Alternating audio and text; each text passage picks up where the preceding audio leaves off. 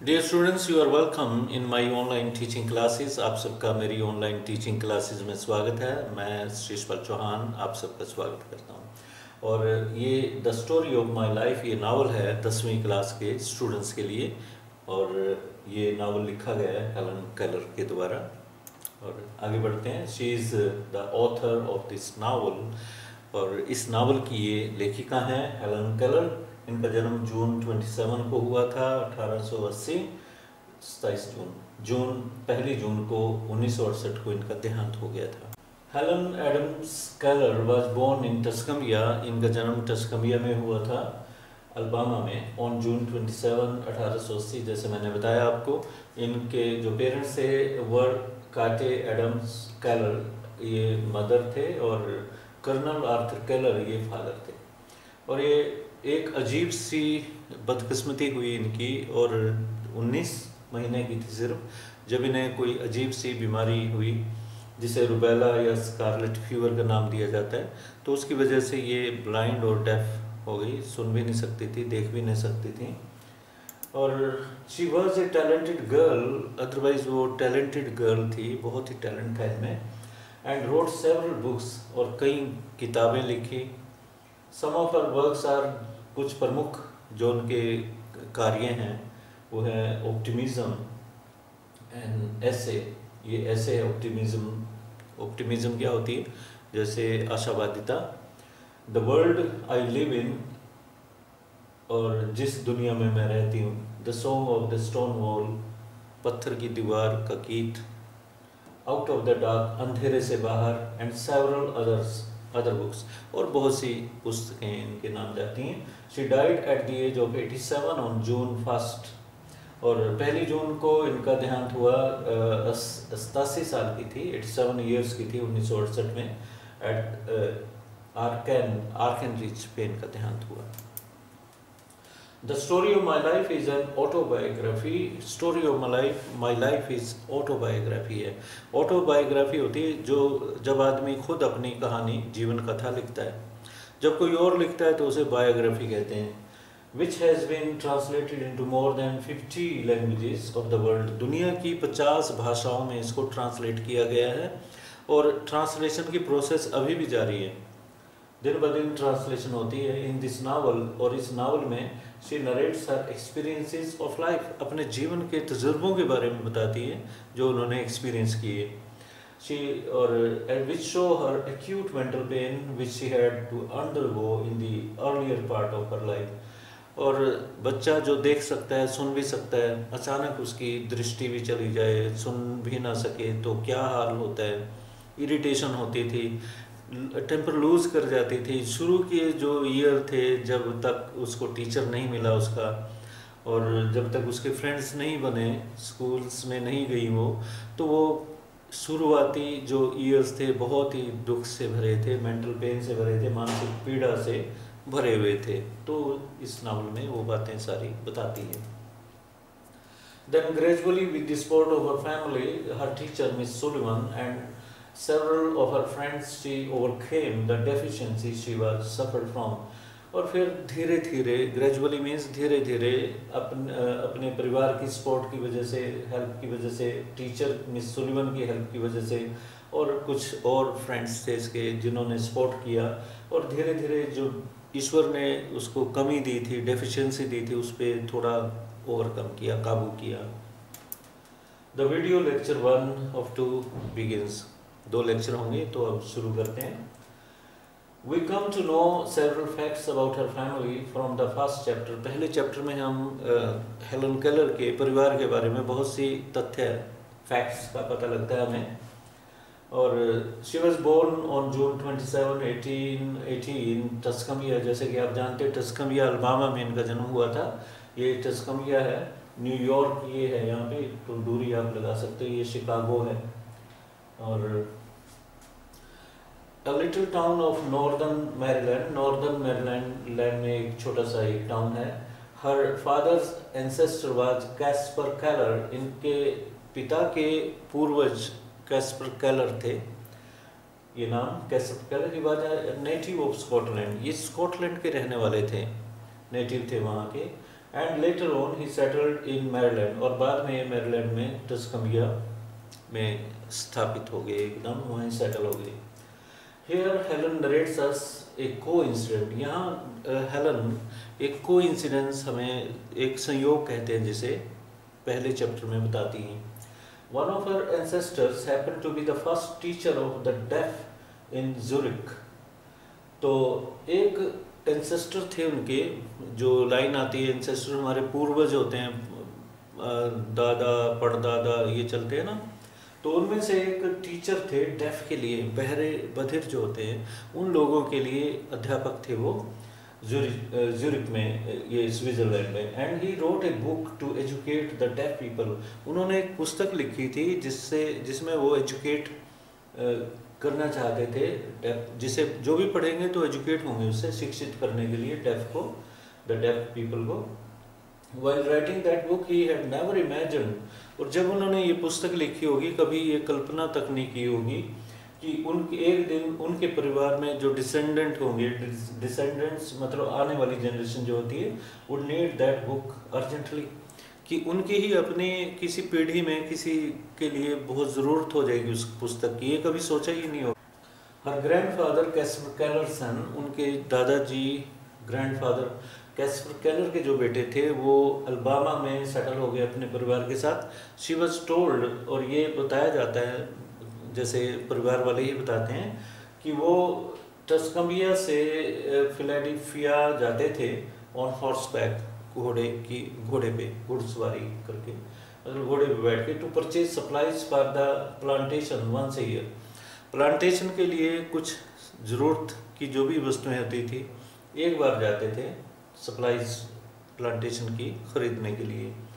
His aunt has so many letters describing all those trips, जो aunt थी इनकी Helen Keller की, तो उनके पास बहुत से लेटर्स थे जिनमें ये डिस्क्रिप्शन मिलती थी, ये डिटेल मिलती थी कि क्या क्या वो करते थे, उनके ही अधिकार में थी वो लेटर्स, तो ये जानकारी सारी लेटर से मिली। Her father Arthur H. Keller was a captain in the Confederate Army. Helen Keller के फादर आर्थर केलर ये कैप्टन थे कॉन्फेडरेट आर्मी में। कॉन्फेडरेट आर्मी के बारे में नेक्स्ट स्लाइड में बताऊंगा। Her mother Kate Adam was her father second wife, और ये जो मदर है इनकी कैटे एडम, ये सेकंड वाइफ थी, दूसरी पत्नी थी। And she was several years younger, और कई वर्ष इनसे उम्र में कम थी। What was Confederate Army? Confederate Army क्या होती है? The Confederate का मतलब होता है वर्किंग टुगेदर, एक यूनाइटेड वे में काम करना गुप्त रूप से, समटाइम्स फॉर इलीगल एक्टिविटी, गैर कानूनी काम करने के लिए। जैसे आज़ादी के लिए कुछ पहले जब स्वतंत्रता सेनानी मिलते थे, चुपचाप मिलते थे, अंग्रेज़ों के लिए वो इलीगल एक्टिविटी थी, यहाँ के लिए इलीगल नहीं थी, तो इस तरह से वो एक्टिविटी करते थे, तो कॉन्फेडरेट कहते हैं। और army of the Confederate States of America during the Civil War हुआ था अमेरिका में, तो वहाँ पे इस तरह की आर्मी बन गई थी। इन 1860 shortly after the election of Abraham Lincoln के प्रेसिडेंट बनने के बाद हुआ था।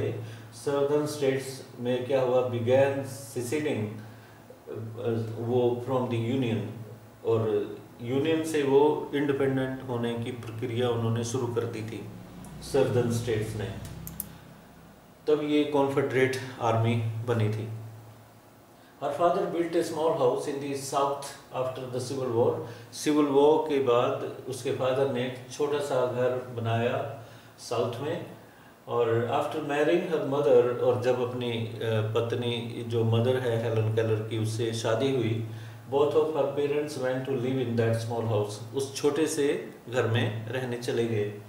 It was beautifully covered with vines. Vines क्या होते हैं, बेलें, ये जो बेल होती हैं लगी हुई, ये वाइन्स होती हैं, ये तो उनसे वो सजा हुआ था। और प्लांट्स लाइक ग्रेप वाइन्स भी थी उसमें, और क्लाइंबिंग रोजेज थे, क्लाइंबिंग रोजेज ये गुलाब के फूल हो गए, बेल टाइप होते, हनी सर्कल भी थी, वो हनी सर्कल्स हैं, तो इससे सजा हुआ घर था वो, पूरी नेचुरल ब्यूटी थी उसमें। In this manner she describes her house, इस तरीके से वो अपने घर को डिस्क्राइब करती है। At a small distance from her small house, अपने छोटे से घर से थोड़ी सी दूरी पे, देयर वॉज ए गार्डन, एक बाग था, which was called Ivy Green, ये बाग था, ये आईवी ग्रीन उसका नाम रखा हुआ था। It was surrounded by trees and fences, वृक्षों से और जो फेंसेस होती हैं, बाड़ होती है, उसे घिरा हुआ था। Which was covered by beautiful English ivy, अंग्रेजी जो आईवी बेल है उससे वो ढका हुआ था। It was a paradise of her childhood, ये उसके बचपन का स्वर्ग था। Helen also tells us how she used to find comfort in that garden, और कहती है कि किस प्रकार से उस बगीचे में वो जाती थी, उसे आराम मिलता था जब भी वो गुस्से में होती थी, in the fit of temper. She used to hide her hot face in the cool leaves and grass, तो गुस्से में चेहरा लाल, उसमें गर्माइश हो जाती है, हॉट हो जाता है, तो उसको पत्तों से ऐसे टच कराती थी ठंडक महसूस करने के लिए। After describing the beautiful flower garden, ये ब्यूटीफुल फ्लावर गार्डन डिस्क्राइब करने के पश्चात सो माइन्यूटली, इतनी बारीकी से वो डिस्क्रिप्शन देती है इसकी। She tells us that the beginning of her life was simple like the life of other children, कि जीवन की जो शुरुआत थी जैसे और बच्चों के लिए साधारण सी होती है, वही जीवन उसका था। वो देख भी सकती थी, सुन भी सकती थी। She had the importance of being the first child in the family, क्योंकि परिवार में वो पहला बच्चा था, तो वो महत्व भी था उसका, सभी को उसका चाव था, लगाव था उसके लिए, एक जिज्ञासा होती है पहले बच्चे की। There was a lot of discussion on selecting her name, और फिर परिवार में उसका नाम सिलेक्ट करने के लिए काफ़ी डिस्कशन हुई, नामकरण करने के लिए। Finally it was decided that her name would be after her grandfathers name, और अंत में ये निर्णय किया गया कि उसका नाम उसकी ग्रैंड मदर के नाम के साथ जुड़ेगा, हेलन एवरेट ये नाम जुड़ेगा। But when her father took her to the church, जब नामकरण के लिए चर्च में ले गए उसके पिताजी, he forgot to in excitement the name, उत्साह में, जोश में जैसे होता है, चाव होता है, उसमें नाम भूल गए, ये नाम भूल गए, और उनके मुंह से कुछ और निकल गया। When the minister asked him to utter the name, he spoke Helen Adams, और जब पादरी ने पूछा कि नाम बताओ, तो पिताजी के नाम से, मुंह से, उनके फादर के मुंह से हेलन एडम्स निकल पड़ा। ये एच छोटा, small H. She is told that she was a very eager girl, ये बताया जाता है उसको जब बड़ी हुई तो कि बहुत ईगर थी तुम। ईगर होती है हर चीज़ में एकदम जिज्ञासा दिखाना, चाव दिखाना, और ready to assert herself, और डोमिनेट करना भी, एकदम अपने आप को शो करना, असर्ट करना अपने आप को। And imitate what others do, और जो दूसरे करते थे उसकी नकल किया करती थी। She was able to utter how do you, और ये शब्द बोलने में वो बोलने लगी थी कम उम्र में, how do you.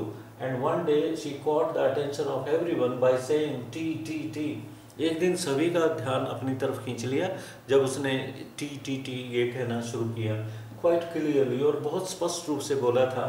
She started walking when she was a year old, 1 साल की थी तो चलना शुरू कर दिया था। She loved nature from the very beginning, शुरू से ही नेचर से बहुत प्यार था, बहुत ही लगाव था।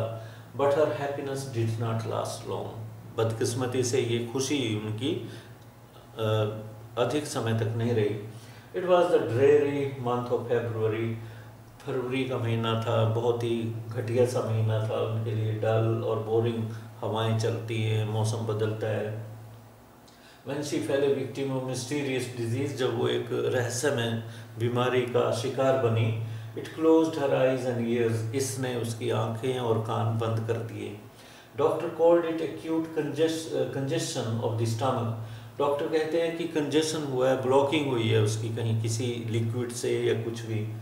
एंड ब्रेन की भी और स्टमक की भी। Her doctor was even hopeless about her survival, और उसके डॉक्टर तो उसके जीवित रहने के बारे में भी निराश थे, आशा नहीं थी कि ये जीवित बच पाएगी या नहीं। तो ये वीडियो लेक्चर हमारा यहाँ समाप्त होता है। फर्स्ट सेकंड लेक्चर लेके जल्दी आऊँगा। Till then have a nice day. Thank you.